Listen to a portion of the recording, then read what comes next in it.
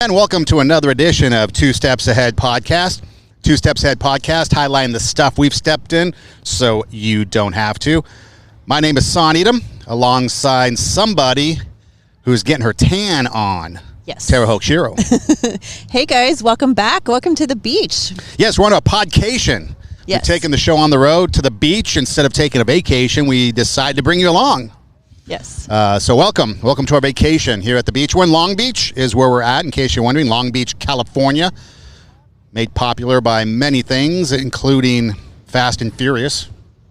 Really? Yes, they were in Long Beach. That was filmed here? Remember that West Coast Choppers? The guy Yes. with the motorcycle, Jesse James? I do. Long Beach. So a lot of things, obviously the Queen Mary, Yep. Long Beach. Spruce Goose used to be here. Yes. Spruce Goose is now gone. Pine Street and Hamburger Mary's. You've spent a lot of time here in Long Beach. Love Long Beach. If it wasn't for its locale in relation to my life, Yes. I'd probably move here. Yeah. You know, like the beach. In fact, during quarantine, this is where I'd sneak away to. I'll give you a little hint, a little insight into my life. When we're on lockdown, like official lockdown, I'd sneak away here to Long Beach, kind of like where we're at right now, and nobody would be here, and I'd just plop a chair and I'd just sit at the beach, and nobody cared Yep. because nobody was around. Nobody was here. And if someone did come by, nobody cared. So it was fun, and so I'll probably be back many times by the time. Well, it the year is is out. beautiful Yeah. out here today. We have had we're going to see the sunset, so this will be cool. Yes, it's going to be quite the podcation. Hey, so you've been in. We talked about it in the past how you have been an extra Yes. in many movies, many TV shows. TV shows. One movie, Clint Eastwood's movie. Did you ever don the red bathing suit of Baywatch? No, Oh. I did not. And in fact, I have on my profile that I do not work in a bathing suit. So whenever there's a bathing suit call, Right. I don't. Yeah, I don't. Really? I don't work in a bathing suit. As I recall, you mentioned that you might have been in one today with your wardrobe, but you changed your mind. No, I have my bathing suit do on. you? No. Yeah, it's a one piece underneath my Oh, okay. my clothes because this shirt's kind of see through. So I have my bathing suit on. Risque. So we can. So you're going to join me in the massive waves behind us after the show is over. No, No. Okay. it's cold. It's like 100. No, the water is cold Oh, I was gonna in say. California. California is like melting. Hey, so we are here in Long Beach, California, and what we're going to talk about today is not the red bathing suit of Baywatch, but what do you put your faith in? The world has been in such turmoil, and people are talking about what they think is going to save them. Okay? So what do you put your faith in? Do you put your faith in God? Do you put your faith in the government? If not the federal government, the local government? Do you put your faith in something tangible? Like a mask, for example. Not necessarily talking about masks, but, put your faith in something tangible. Do you put your faith in like yoga or something like that? Mother Nature? Your work? Do you put your faith in your work? What do you put your faith in is kind of the topic of conversation. We're going to see how far this goes because I think it could be something that Tara mentioned a couple podcasts ago. Is there a right answer, or is it just conversation?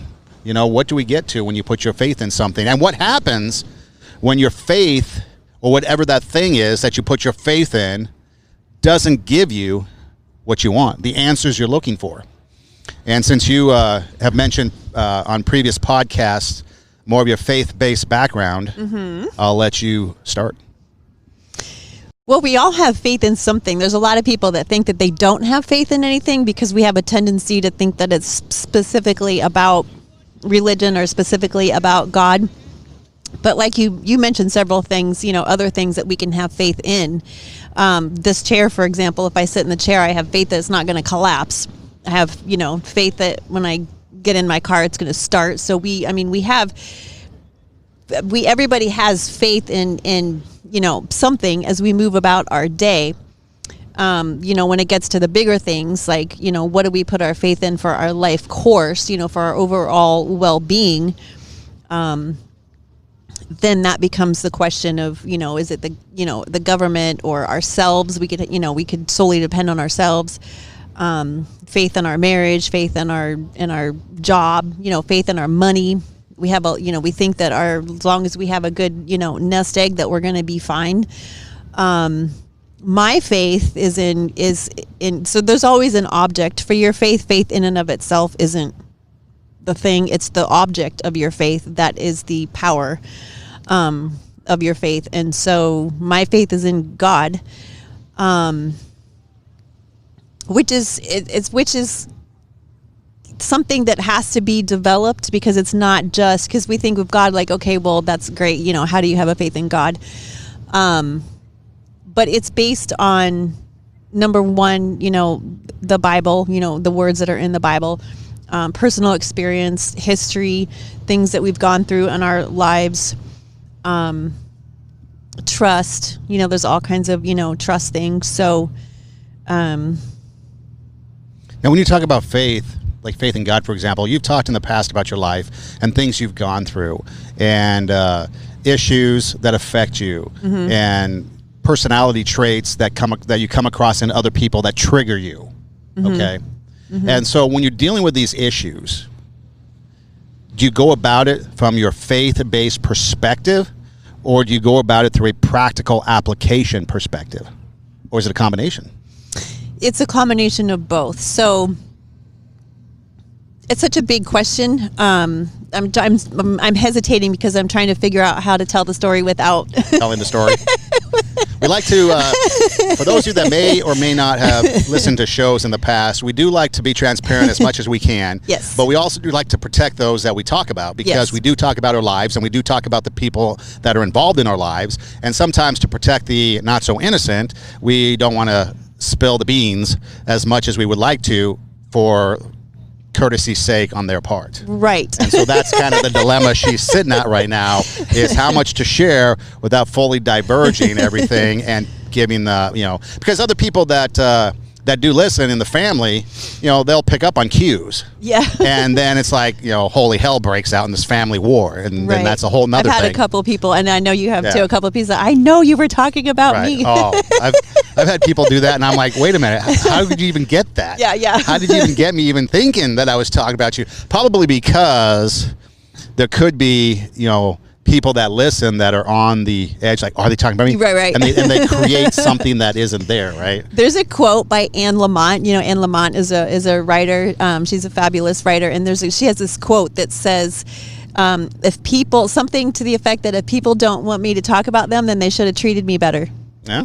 Or told, because she's a writer, right? So if people don't want me to put them in my story or whatever, they should have treated me better.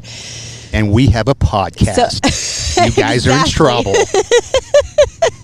Exactly. So let me just kind of tell my story kind of loosely, my faith-based story, to kind of give it some context, and then maybe you can ask some questions. So we all have faith in something. There's a reason why we put our faith in certain things, whether it's money or our job or ourselves or whatever.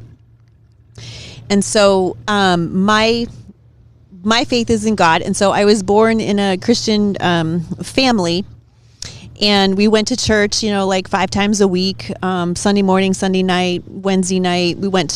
I was involved in Bible League, which is like a competition, like a Family Feud style, with biblical questions. I was in youth group and choir, and went to church camp every summer from 4th grade all the way up to my senior year in high school. So we were very involved in the church, and from the outside, it looked as if everything was fine. Everyone, had respect for our family and thought we were a close-knit family and whatever. And so, and for all intents and purposes, we were. And there was, dinner on the table every night. My mom cooked a meal every night. So 7 nights a week we had dinner together. We went on family vacations. There was no yelling in the house. There was no, arguing. My sister and I were in different activities. I was in the marching band. I was the drum major. I was in all of the plays, the high school plays, and a musical all through high school. And my sister was in different activities, sports and cheerleading. And so they were at every function. So they were attentive. They came to all the games.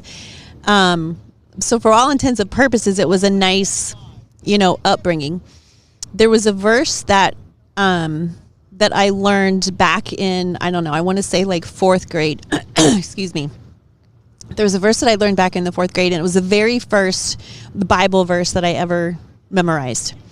And it's Deuteronomy 31:6, and it says, be of good courage, fear not, for the Lord thy God, he is with you. He will never leave you nor forsake you. And so you would think, it's like, okay, that's a nice verse, right? But that was the very first, and I remember that was the very first Bible verse that I memorized, because there was a competition, and I'm, competitive. There was a prize, right? If you memorize the verse, you get a prize. So of course, me being the A student, kind of personality, I was going to memorize it or whatever. So I did, and didn't really think a whole lot about that verse until years and years later. So during my middle school-ish, getting into high school years, there were affairs from both sides with my parents, and I was privy to all of them. And so it started me on a path that took me down in a wrong direction. So on this one hand, we had this really nice we weren't like wealthy, but we had everything that we needed, very well taken care of, very attentive, whatever. But then there was these things going on underneath the surface where we just didn't handle things in our family together. So there was like this underlying depression, this underlying tension, and the four of us just kind of went different directions to handle, like to get comfort, right? We didn't come to each other. We kind of went, in four different directions. And so I interpreted a lot of the stuff that was going on, even though there were, affairs, like we were going to church, like it was like this weird mix, right? So I interpreted that as like someone else out there is better than what we have going on right here. That was the way that my brain rationalized what was going on. So whatever's here is not good enough, which is why, we just talked in the last episode about, and several episodes about, why I'm so, have dealt with insecurity and shame and lack of self-worth. And a lot of it comes from this point, is where we didn't turn to each other when we had problems or go to a counselor or whatever. We got comfort from outside sources. And so that set me on a path like, okay, whatever's out there is better than what we've got going on right here. And it turned me into a person who was constantly searching for validation, constantly wanting a boyfriend, constantly, why isn't anyone picking me? Why doesn't anyone want me to be their girlfriend? And I would obsess about this, like, in high school, and I had a lot of dates, but never like a boyfriend. Got into college, then I'm like partying, I'm doing all kinds of things, that I shouldn't be doing, a lot of drinking, a lot of just really lost, right? And so then I, started dating a guy, we got engaged, I broke off the engagement, moved out here to California. My parents had moved out here by this time, they got divorced. And that's when, so like during the last episode, that's when I was talking about, when my kids were young, I was just really insecure and that's where that obsession that we talked about for the outer exterior, because I was so wounded on the inside and so hurt and so lost on the inside, and that I just became like, just perfect the outside and just really, take care of, just kind of put up a wall, right? Because I was just so insecure.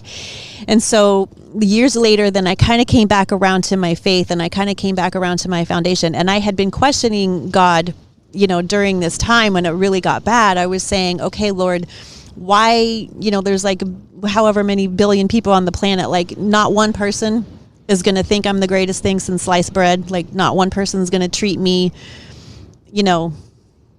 that I'm the greatest, thing ever. And I was just in such despair. And so that's when I started like, really kind of like digging into the Bible, and, who is God, and who am I in God's story, and what the heck is going on? And if God is so good, why are all these things happening? And why did my family split apart? Why am I having such a hard time with it? Like, I just had all these questions, and so I started digging into that, and then I came back around to that verse. One day I was reading my Bible, or I was doing a devotional or something, and I came back around to that verse, "Be of good courage, fear not, for the Lord thy God, he will never leave you nor forsake you."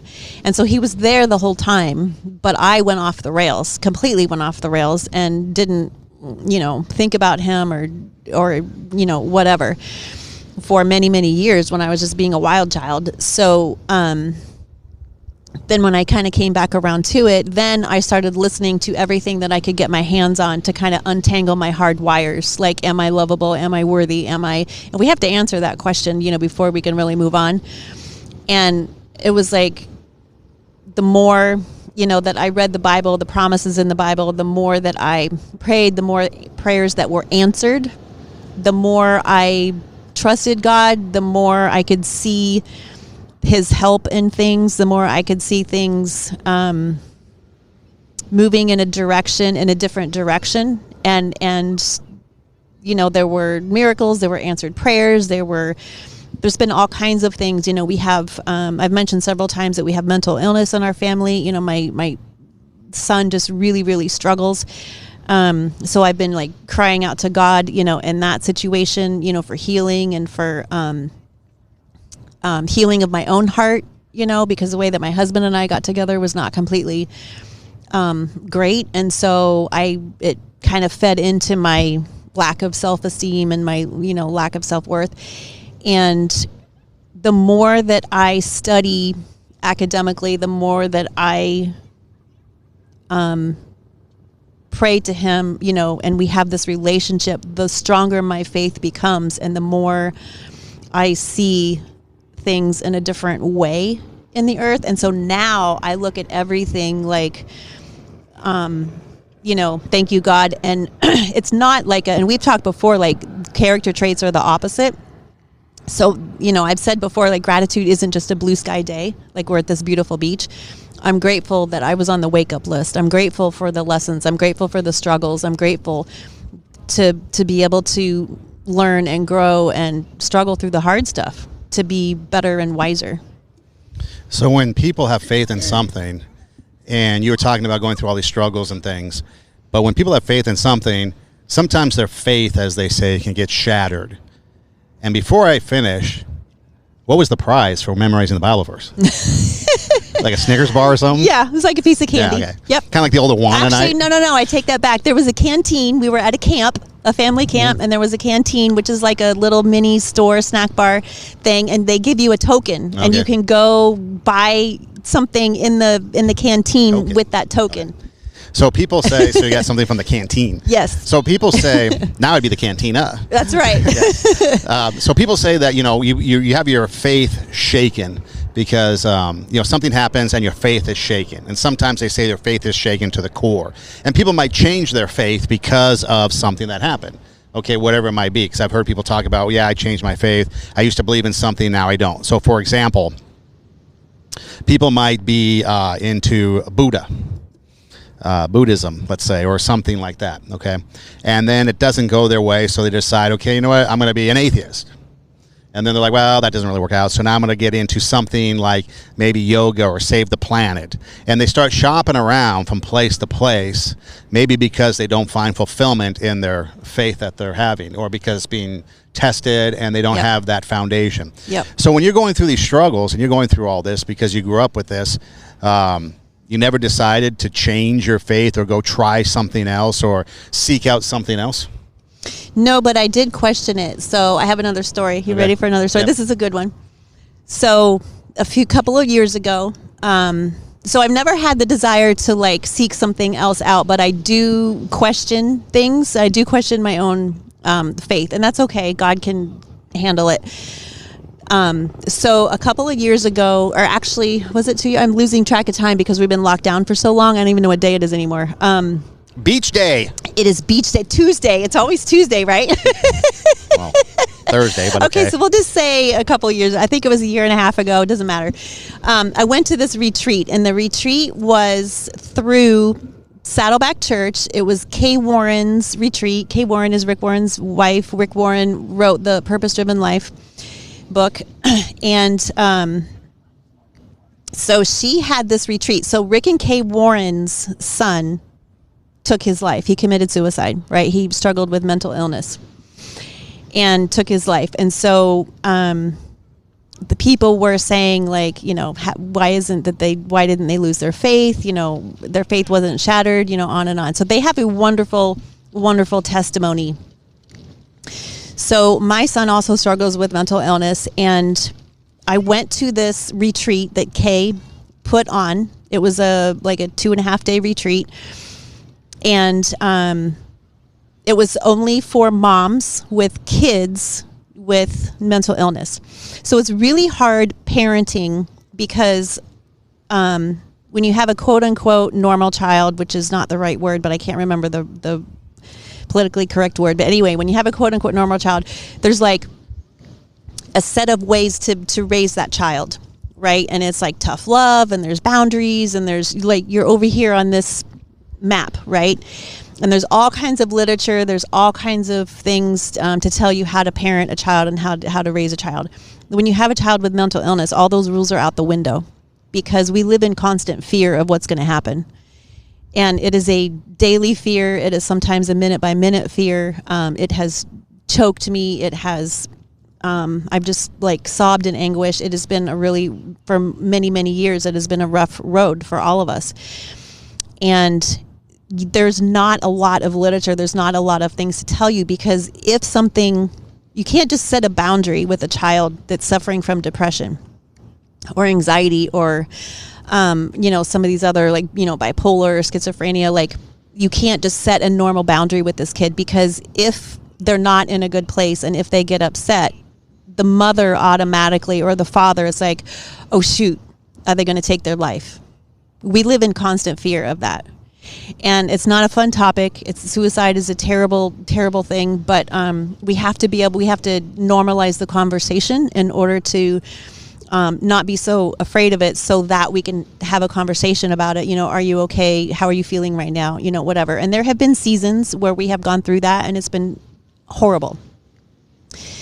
So through this, I've been, of course, praying for healing. And the Bible says, there's a specific verse that I struggle with in the Bible. It's John 15, the whole chapter, John 15, but the first 1 through, 20 verses. Into the effect, it says, if I remain in you and you remain in me, you can ask me whatever you want and I will give it to you, because it will bring me glory, right? So I'm like, okay, I'm asking you for healing and it's not coming. The healing is just not coming. So I believe in you. I pray.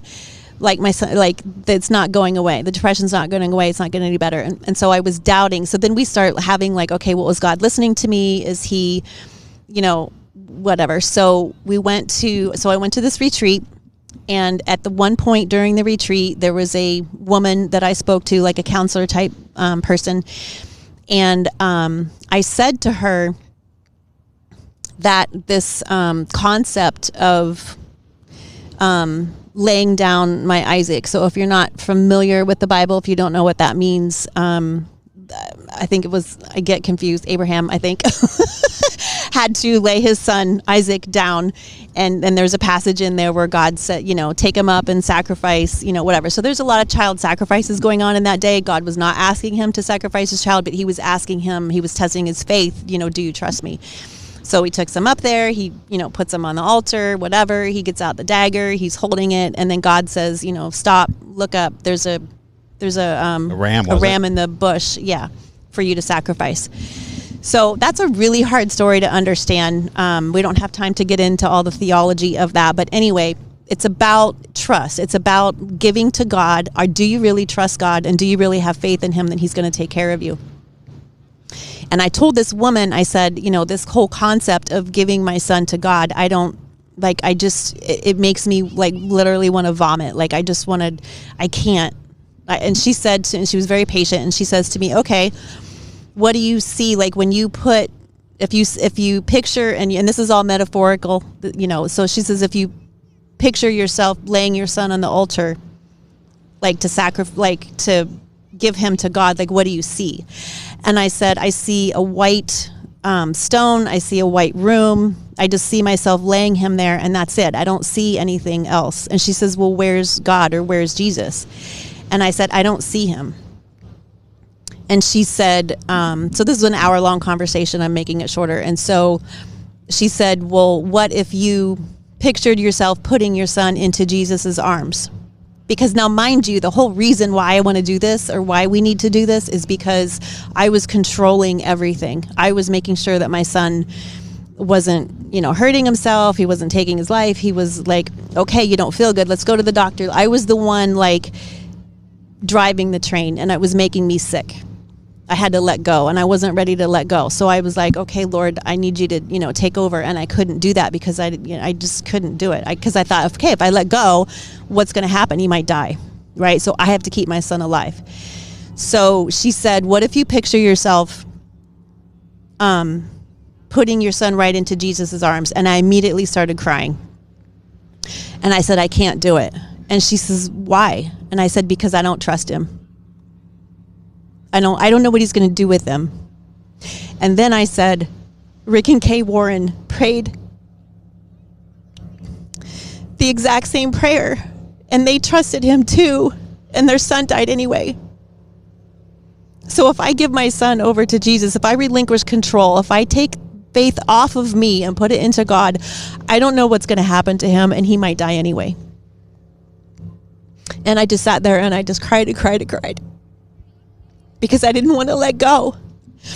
And so she said, okay, so we talked through it or whatever, and I realized that my issue was control. Like, I was in complete charge of keeping him safe, and that's not my job as a mom. And that is the hardest thing for people, mothers and dads with kids with mental illness. It is the hardest thing to let go, because we don't know what's going to happen.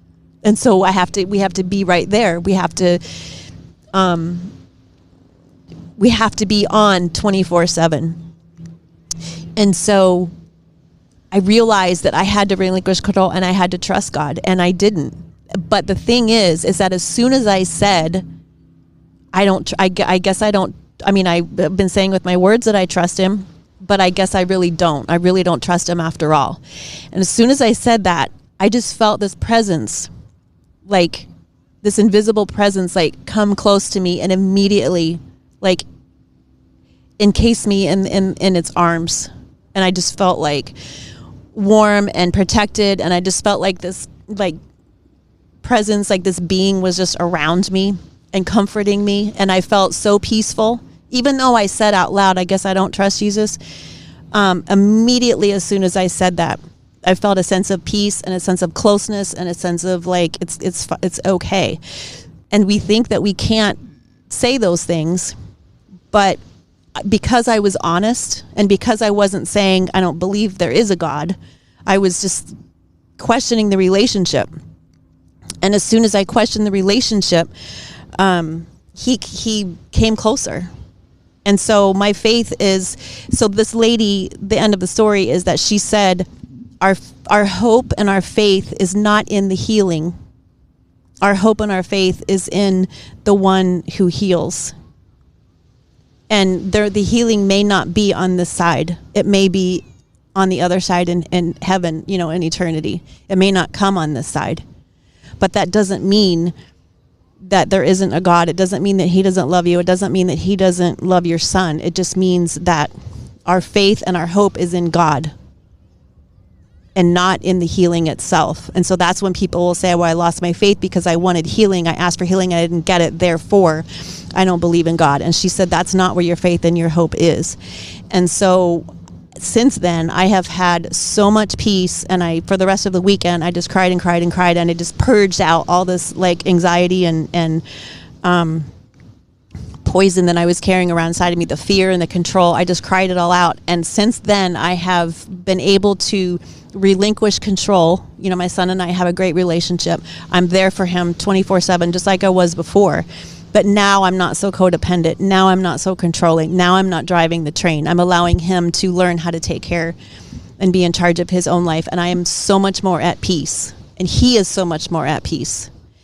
And the healing still hasn't come, but there are healing points in the journey that I can see, like we're getting better medicine, we're getting better doctors, we're getting better treatments, we're getting like, it's not gone, and it probably will never be gone here on earth. But I have a different perspective now, and I have a peace about it now, and my faith is stronger, not because it has nothing to do with whether he's healed, but I know that God is there. See, I think a lot of people can relate to that because it is a control issue. It is a trust issue with faith. A lot of times we're putting our trust in something that is unseen. You mentioned earlier sitting in a chair. We have faith in something that the chair is going to stay together, whatever that faith is, the nails, the wood, whatever. But we're putting our faith in something usually unseen. You know, you start the car. I don't know if you know how engines work. I don't. I'm not a mechanic. But I turn the key and it starts. So we're putting our faith in something unknown a lot of times. And especially when it comes to religion and God, we're putting something that we don't see, we don't know. And so it's a lot harder for us to let go because we're giving up to something that we don't know what's there. It's kind of like, you know, in football, the Hail Mary pass. Yeah. Once you let go of the football, you know, in quote unquote, now it's up to God, or it's up to luck, or up to fate, whatever, because you're just putting the ball in the air. And as a parent, you know, in that situation, it's probably one of those things where you don't want to loft the ball. You want to keep it because you have that control, that protection over it. And that's the hardest thing. And so, you know, that's what I kind of find that's interesting is people will put their faith in something, and yet they'll go through times of struggle. There was a guy, Phil Michael, I've talked about him a little bit in the past. He was an adventurer. His goal in life was to summit the 7 summits, which is the highest mountain on each continent. And one of his main goals was obviously to do Mount Everest. But what he wanted to do was he wanted to not just go up and then come back down. He wanted to go up and over. And so the up and over part was what was keeping him from going, because when you go over, you're now on the China side of the mountain, and so you have to get government approval from China. And he would spend a lot of time over there, like in Kathmandu, Nepal, and he would talk to a lot of people over there, and so he would travel the world. He was in Africa, and so we'd talk a lot about faith, and we'd talk a lot about the different faiths and religions that he came across, and Buddha was one of them. In fact, he gave me some Buddha flags that he was going to take to the top of Mount Everest, and I still have them hanging in my room. But he would talk about the faith in that, and I thought it was interesting because in the end, I didn't get a chance to talk with him in the end because he was over in Nepal, and as the story goes, he was supposed to come home, but he extended his stay because he wanted to help some people that were sick, or someone was sick. And during that extended stay, he got bit by a beetle or poisonous beetle or something and got sick. Eventually, well enough to come back home, but then got sick again because of that and ended up passing away, dying from it. And so we would have a lot of conversations about faith and talking to him about it. And it was interesting because he would kind of put all these different aspects and elements from the different religions and the different faiths, and even some from Africa, even some from like Native American, Aztec, or Inca, because he'd be down in Mexico. And he'd try to put these all together. And the thing that was interesting was he would then just pick from each one that fit him. Okay, because not one would fit. So like in your case, for example, if you had faith in God, but God, like for Kay Warren, the faith was, okay, let's have answer to prayer, but then that didn't work out. So, you know, their son took his life. That wasn't the outcome they wanted. So he would reject that and then pick some other maybe element of Christianity that would be positive, you know, because that's what it was, positive energy, right? And so that's the hardest thing that people do, is realize that whatever your faith is, whatever your Hail Mary is going to be, sometimes that Hail Mary gets picked off, sometimes it falls to the ground, it doesn't come true, but yet you're still going to throw the ball every time because you have faith that someone on your team is going to catch it. And so when it comes to things, especially in the real world, it's harder for people to want to let go, knowing that once you let go, anything could happen, but you still have to have that faith that whatever the outcome is, and in your case, faith in God, whatever the outcome is, then that is what you're resigned to accepting. And people have a hard time accepting that. Like, because for you, you know, you don't know the outcome of what your son is going to be. It's a day-to-day, hour-to-hour, minute-to-minute thing, okay? You're more comfortable with it, but it's still hour-to-hour. And I don't know, but it just seems like for some people, that's a hard thing for them to do, is to realize that, okay, there can't be an answer or I can't believe in something where the answer could be negative, and still keep my faith in that negativity, if that makes sense. Yeah, and I think that is where there's a misunderstanding, is that it's not a negativity. We think it's a negativity because we want what we want, and if we don't get what we want, then it's negative. But the faith is that I trust in a God that can see tomorrow, right? So the Bible says that he's past, present, and future all at the same time. He knows the future. All of my, says in Psalms, all of my days were written down in his book before I was even born. And so he knows every step. He knows that he knew that I was going to be sitting here right now with you. He knows what's going to happen next week. So I put my faith in a God that can see what I can't. And I I trust him to the point, because of my past relationship with him, because of experiences that I've had, because of what I read in the Bible. I trust him to make decisions for me when I don't know, what to do. And so I give myself, no, I'm not a robot. I'm not God's not pulling the strings. I have free will. I get to choose whatever I want, but he knows the choices that I'm going to make. Right. And so when it comes to things like not getting what I want, I'm okay knowing that God knows what is best. I am okay knowing that there's nowhere in the Bible does it say that everything is like everybody's going to be healed, cancer is going to go away, poverty is going to go away, everything is going to be fixed this side of heaven. It just doesn't say that. It says that suffering is going to continue. We're all going to suffer. So it's not that we have our faith in whether, like, if we believe in God, then all of a sudden those of us who believe in Jesus are just going to, like, never have a sickness, never have an illness, never have a car accident, no one's ever going to die. I mean, that's silly. So because we live on planet Earth, and planet Earth is broken. There's cancer, there's car accidents, there's all kinds of things, right? And so believing in Jesus doesn't mean that we're going to live on this parallel line against everyone who's not believing, and we're going to have this perfect, blessed life and everyone else is not. We are still here, and we are still eating the same food, sitting on the same beach. We're all going to, we can all be exposed to COVID. Like, that's not the promise of the Bible. The promise of the Bible is not, you're not going to suffer. So my faith isn't in the suffering being relieved. My faith is in, and it's not a negative thing, because there are many positives. Like, there are many positives in the doctors. There are many positives in the medications. There are many positives in the people that I meet. There are many positives in, maybe someone that's listening to us right now, maybe they're dealing with the same thing and they've never heard anyone publicly, talk like this before. And so I'm able to help somebody. That's a positive. And so we can say, okay, I'm mad because I'm not getting what I want. The healing isn't coming. So therefore I'm not going to believe in this because I want what I want. Or I can say, I humbly submit to a God that knows everything. And I know that no matter what, we're going to be well taken care of. Are we going to be healed from everything? No.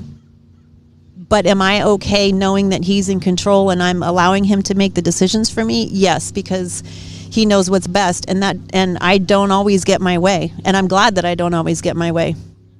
See, it sounds like two things.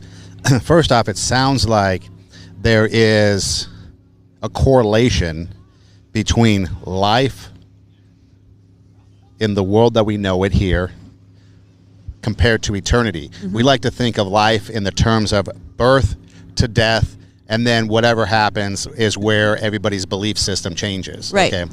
Wherein, for you, for example, it doesn't end on death. No. It continues on into eternity. It's transitioning to the next stage. And then that's where, yes, like, for example, maybe your son gets healed. Because like this, okay, and this is another thing. So we've talked about in the past, in high school, just a couple days after my 18th birthday, my best friend dies in a car crash. One of my best friends dies in a car crash. Coming home late after a night out with some friends, maybe even a high school basketball game.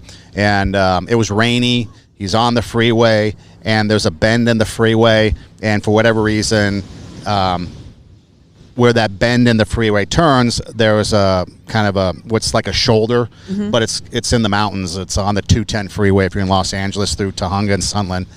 But there's a truck there, and so the truck is parked, a big rig, where he shouldn't be. But anyways, and he ends up running into the back of the parked truck, and his life is over. And he's 17. Was supposed to go to USC. Was going to be an architect, and great things were expected. An athlete, his senior year baseball was coming up, and I know a lot of parents have suffered loss here, with kids. And but the thing is, and I'm sure the question is always, why me? This is unfair. Why did it have to happen?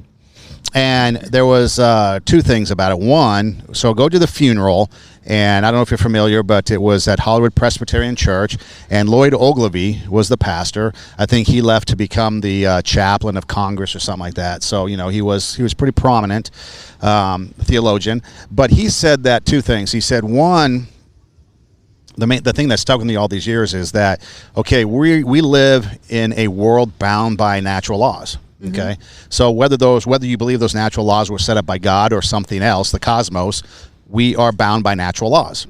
Natural laws means that if you throw something in the air, gravity is going to bring it to the ground. Even if you put a helium balloon up, at some point that thing's going to come down. If you exceed speed and crash into something, then there's going to be potential, harm because you're going beyond those natural laws. Right. And so we do live in a world with natural laws. And so sometimes when we go beyond those, not all the time because there are miracles, but sometimes we go beyond those natural laws, things are going to happen. And so we have to remember that. We have to remember that we are in a state of natural laws and we are bound by those. And so for him, he was saying that then we have to accept that.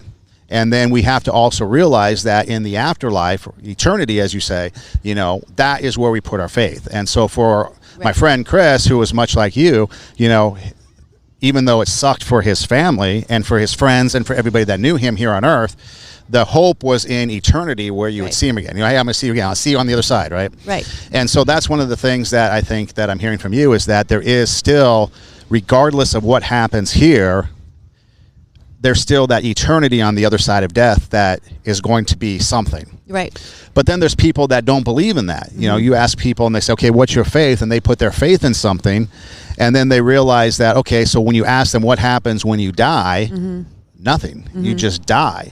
And there's no anything. Kind of the old adage, he who has the most at the end when he dies wins. It's like, well, what do you win if there's nothing afterwards, right? The people left behind win because they get all your stuff. But that's the thing. And I think that's one of the things that I when I talk with people about faith, and I know a lot of people talk about God and they say I have faith in God, I have faith in God. But it's like, what does that actually mean? I mean, is it a faith in a being that just is there when we need him? Is it a faith that we in a being that we cry out in times of crisis but we forget in good times?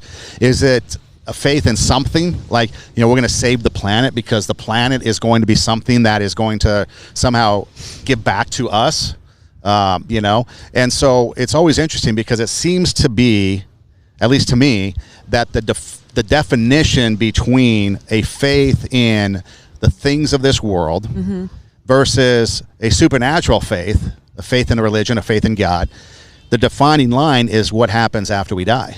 Yeah, for sure. And so the Bible's very clear that everything that we do here on earth is going to have meaning and impact in eternity. And so the whole point here is to develop our character. We're not here to be comfortable. We're not here to just, lay around on the beach all day and, do nothing. We're here to develop our character. We're here to love God, love people, and to, strengthen, our resolve. That's the whole point of us going through all of this, this relationship, with God. And so in that verse that I was talking about in John 15, when it says, if I remain in you and you remain in me, you will ask whatever you want and I will give it to you. The next part of that is because it brings me glory when you produce much fruit. And so I had to stop on that because I'm obsessed with the fruit of the Spirit, and I don't know why, but I've always been, so the fruit of the Spirit is love, joy, peace, patience, kindness, goodness, faithfulness, gentleness, and self-control. And so when it says, I will give it to you, ask me whatever you want and I will give it to you, because it brings me glory when you produce much fruit. It brings me glory it brings God glory when I produce love in my life, and when I produce joy, and when I produce peace. So it's not, and I've talked about this endlessly, that a character trait is only valid in an opposite situation. And if we take the situation of mental illness, and if I am able to produce fruit, if I am able to produce love and joy and peace and kindness and goodness and faithfulness and gentleness and self-control in the middle of mental illness, and sometimes it's an absolute shit show. Let's just be honest, it's awful. If I am able to produce fruit in the middle of that situation, that is what is ultimately bringing good to the people around us and bringing glory to God and peace into our lives. It's not that things are removed so that we can live a good life. It's how are we going to have love and joy and peace in all of this stuff, like especially now in 2020. It's not just mental illness. I mean, mental illness is skyrocketing right now, the issues around mental illness, because we've been in lockdown and because the economy is tanking. There's people taking their lives. There's people that are not getting the resources that they need because things are closed and teachers are not available and counselors are not available. And there's all these horrible things that are spiraling, right? Because of so if we can, so the goal isn't to get out of the rain. The goal is to learn how to dance in the rain. And that's what God is about.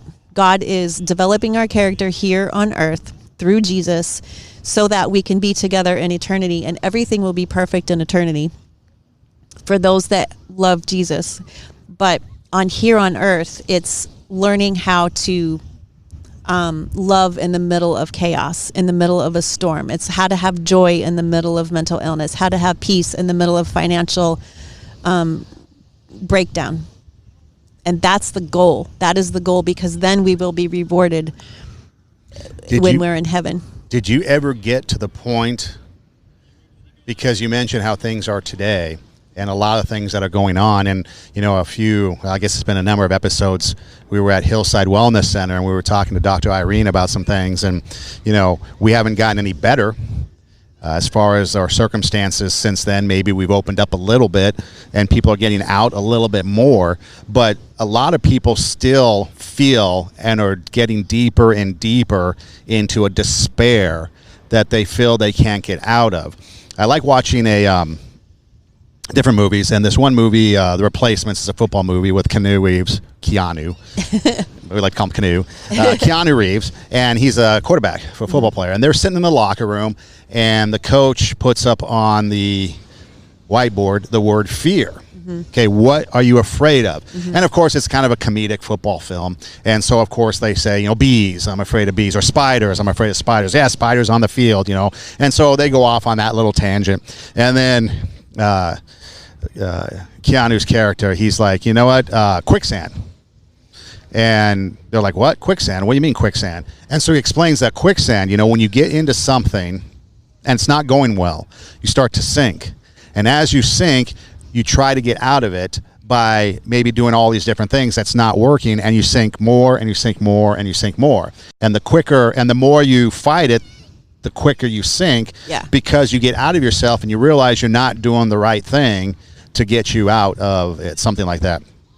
If you really want to know, just YouTube the clip and it'll come up. But that's the type of thing, we get to the point where we're in such despair, and a lot of people, we just went through a graduation season a couple months ago that extended into, I know some people that did some graduation things deep into July, and there were some classmates that students hadn't seen in months because they would not leave their house. They would not leave because they had a fear of something happening to them. And even a mask or social distancing, they did not have faith in that. So their faith was being in a room, being in their house, not coming out. And they get into such despair that they can't get out of that. And then there was this one gal who I was talking to, and she got out and went to a graduation thing, and she got, she was so relieved that there was something more out there than just her bedroom and just the room that she was in and just her house. And she was able to be a part of something that was different, and it kind of gave her a renewed hope that there's something better coming. And so the whole point of that is that, what would you say to people? Because I would imagine that there's been times where you've thought, despite your faith, that, not in spite of, but despite of, that there was times of despair that you just think this probably couldn't get any worse, or I can't get out of this, or this isn't going to end. But then it has. How do you get out of that despair, knowing that you're putting your faith in something that you can't see? And some people might say it's just you're just hoping for the best.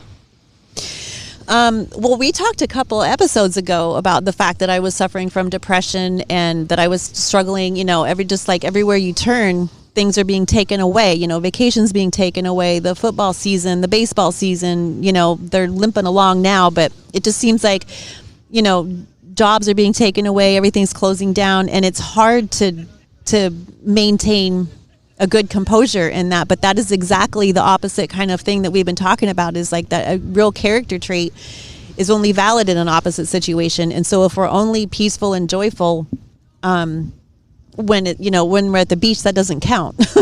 It's when things are not going well, right? And we talked about that I have been suffering from depression through this time. So my faith wasn't shattered during that time because my faith wasn't in my situation or wasn't in my circumstances. And sometimes we get sucked into it. Like, my faith is not in the government. I do not believe that the government is going to take care of me, and that I just, there's a lot of fear when the government makes decisions that we don't like or that we don't agree with, because then we think that we ourselves are not going to be okay. My fear is not in the government. So I can look at the government and decisions that are being made, and I'm like, okay, that was stupid, or oh yeah, I like that one.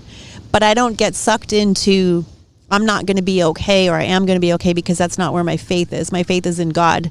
And so whatever situation, I know that He's got me. He has promised. There's over 2,000 promises in the Bible. He's never going to leave me or forsake me ever. Now, am I going to struggle? Yes.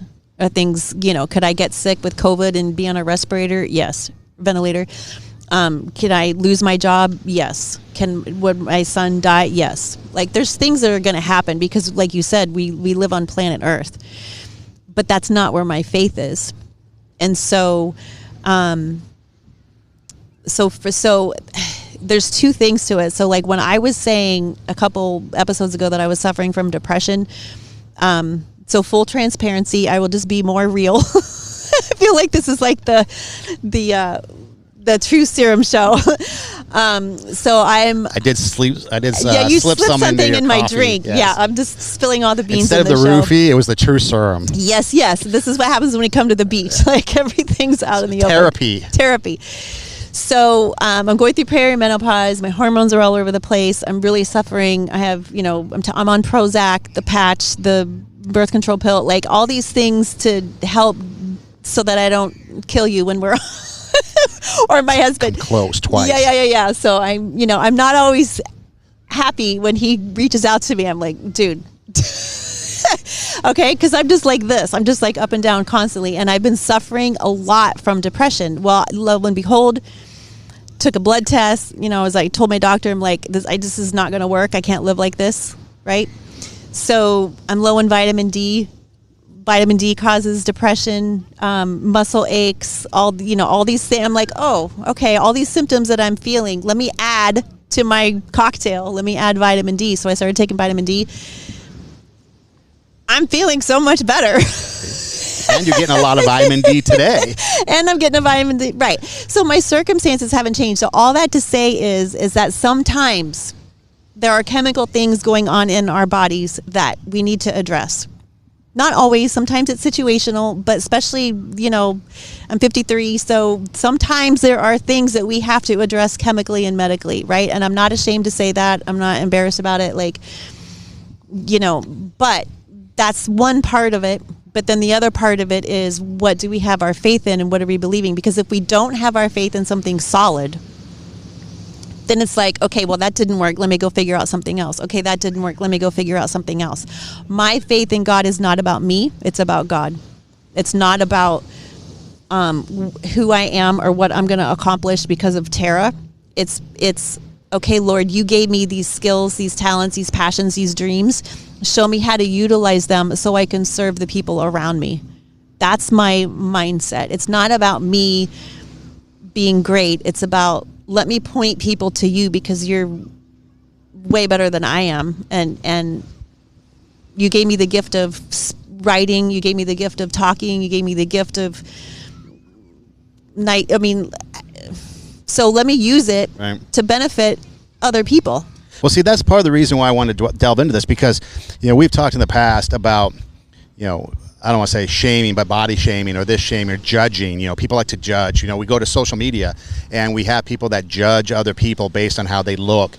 I think I showed you one time there was some people, no, maybe it was something else, but it was something about a picture or video on TikTok, and people, were judging this person, and the comments were just either really mean or they were like, of the, sexual nature, not explicitly, but like, oh, you're sexy, you're hot, you're whatever. Right. So either way, you're either basically you're presenting a picture, or you're telling somebody, giving them a false sense of kind of who they are, if that makes sense. It's like you're either sexualizing them or you're shaming them in how they look because they're on social media. And I'm sure that the gal, because I've seen more videos from her, has a solid foundation in who she believes she is and puts it out there on purpose, okay? And I was thinking, okay, good for her if she wants to do that. I don't care. I'm not going to judge. But you would have to have a strong foundation in who you are and what you believe in order to withstand all that negativity. Okay. I know that I was reading a story one time because I was curious about, I think we had a conversation about, because you have many times through an organization or service that you do gone into strip clubs to minister and talk to the performers. Yes. And maybe bring them goodies. You've gone to conventions and things like that. So it got me thinking. I was curious as to, and I did some research on how many of them, like let's say in the last number of years or whatever, if there was a list that have taken their lives or that have succumbed to something. And there was a lot of recent, and it came to mind because there was one most recently that was, I guess, a famous one, I don't know, and she took her life because she posted something on social media, something that she felt strongly about, and I forget specifically what it was. August Ames was the gal. I don't know if you're familiar with her. Mm-hmm. And she ended up taking her life because the blowback of what she wrote was just horrific. The people just on top of her, and just criticized her and told her she was wrong for thinking that, and it got me thinking to the point where it's like, first off, we have to have a strong foundation in who we are to survive this world and to survive the things that are going on, because we're not always going to believe what the rest of the world is going to believe. And if we do, then we're probably going to just be like a jellyfish in the ocean, bobbing around to and from, and we have no conviction and we have nothing, and eventually that is going to collapse. Kind of like the story of the guy who builds his house on the rock versus the sand. Right. You have to have that strong foundation. Right. And if you have a strong foundation in what you believe, you're going to be able to, through hard times, withstand those attacks, withstand the storm, withstand the negativity, withstand all that, because your foundation is on something solid.